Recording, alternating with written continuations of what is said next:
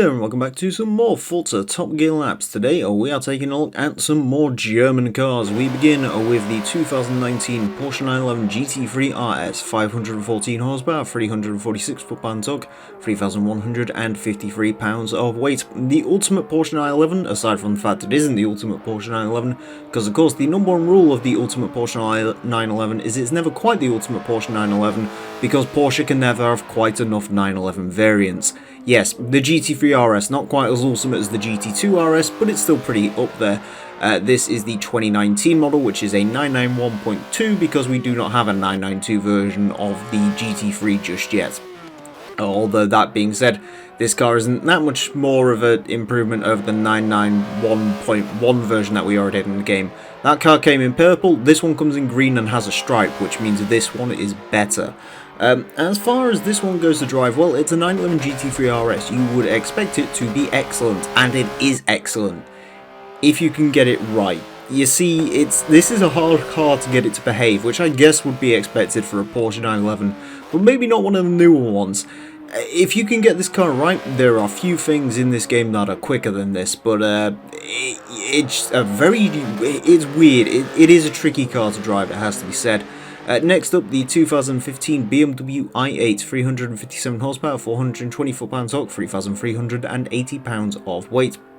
Fun fact for you, this is a car that's been meant to be run for about 2 and a bit years now. It was originally supposed to be in the first German Cars episode, but it never quite made the cut, and I've never really found a place for it since.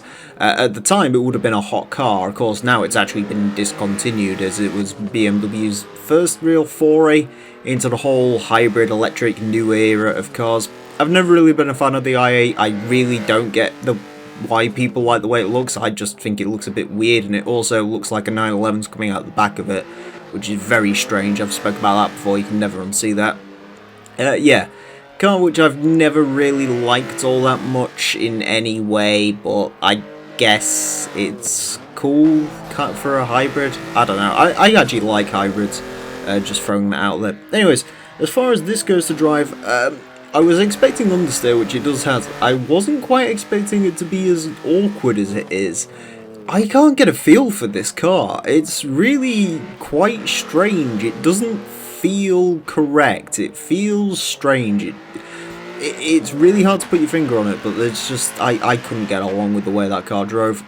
Next up, the 2013 Audi RS4 Avant, 444 horsepower, 317 foot-pound torque, 3,957 pounds of weight. This is a car which I've actually covered in a review on Forza 6 a long time ago. And in that review, I sort of branded this as the only car the world ever really needs, because it's fast, it's got four-wheel drive, it's practical. I really like it. I'm not much of a German car person, which should be kind of obvious if you spend any time around this channel, but this RS4 Avant, I do have a soft spot for Audis more than most German car makers, I guess. And yeah, this RS4 Avant, I mean, it is a pretty excellent car. I can't really think of much wrong with this car at all. Also, I believe this is the one that has the V8, so it sounds pretty good. As far as this goes to drive, it is pretty darn good to drive, it has to be said. A little bit of understeer, you'd expect that though, because it is on the heavier side and it is a four-wheel drive vehicle, but it drives a hell of a lot better than its bigger brother. It drives a lot better than the RS6 Avant does, in my opinion. The RS6 is a little bit too understeery. This is just right. It actually feels quite peppy. In all honesty, if I'm having a track battle, I'd probably take this over a BMW M3. Maybe not the M4, because the M4 is really good, but one of the older M3s, certainly. Next up, we go from one family car to another, the modern family car.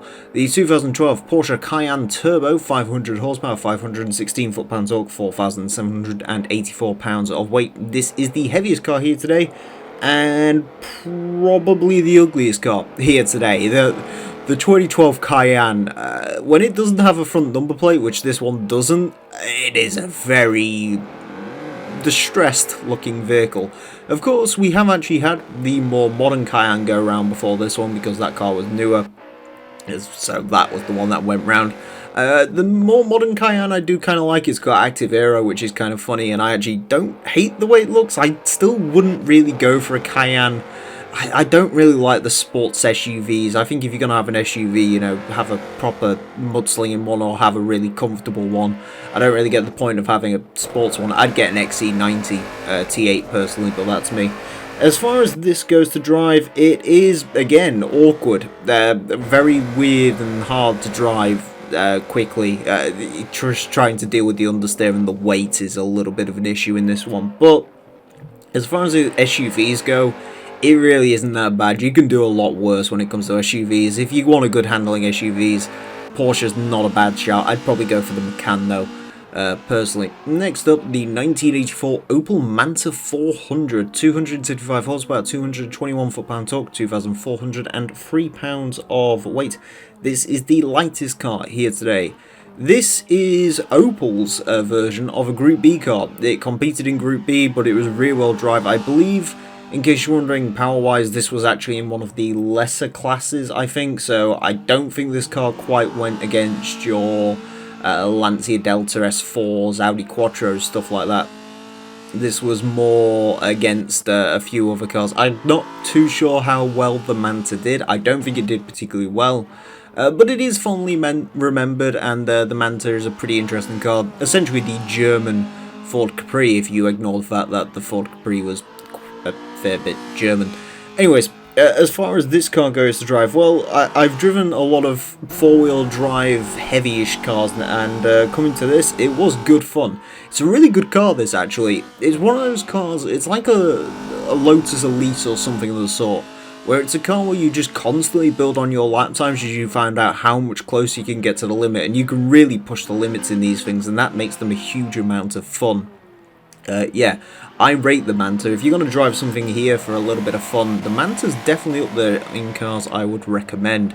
Next up, the Mental, the 2009 Mercedes-Benz SL65 AMG Black, 661 horsepower, 738 foot-pound torque, 4,215 pounds of weight. This is the most powerful car here today, and the torquiest car here today.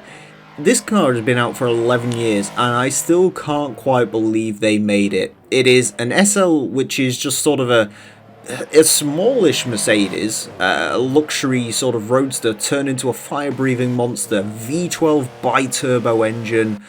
Again, 738 foot-pound torque, that's more than a Hummer in this game. It's just an insane amount of torque, insane amount of power, even for today. In a relatively small car, and of course they put a giant body kit on it. This is AMG at their crazy best, and we do miss them back when they're crazy, before they were putting bi-turbo V8s into everything and being all sensible. Anyways, as far as this car goes to drive, well, it is incredibly quick, it has to be said. Still modern day fast, pretty well. However, it does have pretty bad brakes. The gearbox isn't great because it's only a 5-speed, as you'd get in, say, an SLR McLaren, and it is heavy, but it's fast, and also it's got a hell of a lot of character, so it's hard to hate. Next up, the 2008 BMW Z4 M Coupe, 330 horsepower, 262 foot-pound torque, 3,296 pounds of weight. Little bit of an oddball car. This was actually originally a really hard car to attain. I believe this was available only in a limited time Rivals event. This one was actually added after launch as well, which is interesting. Only a few other cars would that was done with. But yeah, no, the Z4 M Coupe, I guess some people are happy to see this back. I'm not a huge fan of the BMW Z4 of this particular generation. It is very sad looking. The M Coupe does sort of improve that a little bit, and I guess it's another one of those sort of BMWs from the mid-2000s where I guess it grows on people as time goes on. But I mean, is it better looking than the original Z3 M Coupe? I don't know, that one's up for debate. I think the Z3 looks better from the back. This might look better from the front, question mark. Anyways, regardless of what it looks like, the simple matter of fact, it is excellent to drive. This is it was a huge surprise, this. Really excellent car to drive, so much grip, it's very responsive. It's, again, just super grippy. Exactly like how I like a car to drive. Really, I highly recommend the Z4 M Coupe. Biggest surprise of today by far. And finally today, the 1959 BMW 507, or 165 horsepower, 161 foot-pound torque, 2,690 pounds of weight. This is of course the least powerful car here today and the least torquey car here today. Although, yeah, I mean, this German car episode has actually been a fair bit up on power compared to these usual regional episodes. The 507, one of the first sort of desirable German cars, a sign that would be, or a trend that would be followed on with German cars becoming desirable, but the 507, a true sports coupe. And yeah, I mean, it's obvious, it's a very good looking car, a pretty decent performance for back in the day as well. This would have competed against, say, 190 SLs, 300 SLs, stuff of that nature, and it was certainly a little bit quicker than what you'd get out of, say, the Americans with the original Corvettes, and the British with Spitfires and stuff like that. This was, yeah, a little bit better than those cars, and probably a lot more expensive. Also, the dash is colour-coded and so are the wheels, which means it gets extra cool points. As far as this goes to drive, it's, I mean, this is another good fun car. It's not quick by any stretch of the imagination, but that's great because that means you can floor it everywhere you go. Between this and the Z4, this really does drive like an older version of that Z4. It's just as sort of grippy and fun, but just not quite as quick and a little bit more leany through the corners. Interesting car, certainly. On to the times then, and the Porsche 911 GT3 was the fastest car today, going into 36th place with a 113.224, beats out the legendary Viper ACR, and it is actually about a second up on the older GT3 RS, which is pretty darn interesting. Not that far off the 911 Strassen version, even. In 100th place, we find the Mercedes-Benz SL65 AMG Black with a 118.598. Goes in between a Porsche 959 and a Ferrari California T. It is actually a fair bit quicker than an AMG GTS as well. So, yeah, AMG's mental cars are actually quicker. Build mental cars, AMG.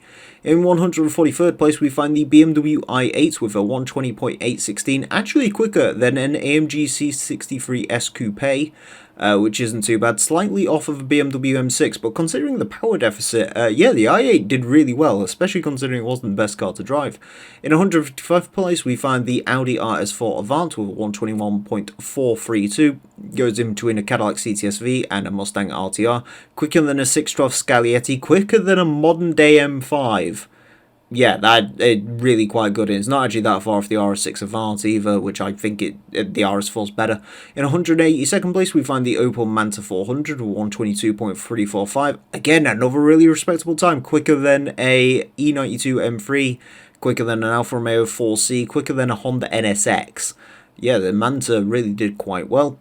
In 199th place, we find the Porsche Cayenne Turbo with a 123.123. That was the exact time I got with this car, I shit you not. It is slightly quicker than an Audi TTS Coupe, not that far off the Cayenne Turbo, so in 6 years they haven't really progressed all that much. Go Porsche.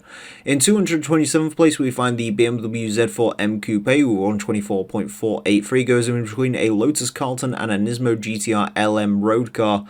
Pretty good, not that far off the pace of an E36 M3, quicker than a Range Rover SVR. Yeah, the Z4 M Coupe, do try that car. And finally today, unsurprisingly, in 460th place, we find the BMW 507 with 134.696, goes in between an Alfa Romeo Montreal and a Holden Monaro. It is quicker than a Mazda MX-5 of 1.8 though, and a Skyline. So yeah, a really good time from the 507 considering its age. Anyways, thank you all very much for watching this edition of Forza Top Gear Laps. A pretty fun one. I will say the cars were a bit trickier to drive than I was expecting in certain cases, like the i8 and the Cayenne and so on. But there were some genuine surprises here. The Manta was really good, and I do severely recommend you try out the Z4M Coupe, because that was a hell of a lot better than I was expecting. Anyways, thank you all very much for watching. Next time, on the main episode, we're going to be taking a look at some more Italian cars, and next time on Rivals, we are going to be taking a look at two Audi saloons, older versus new, so join us for that. Until then, farewell.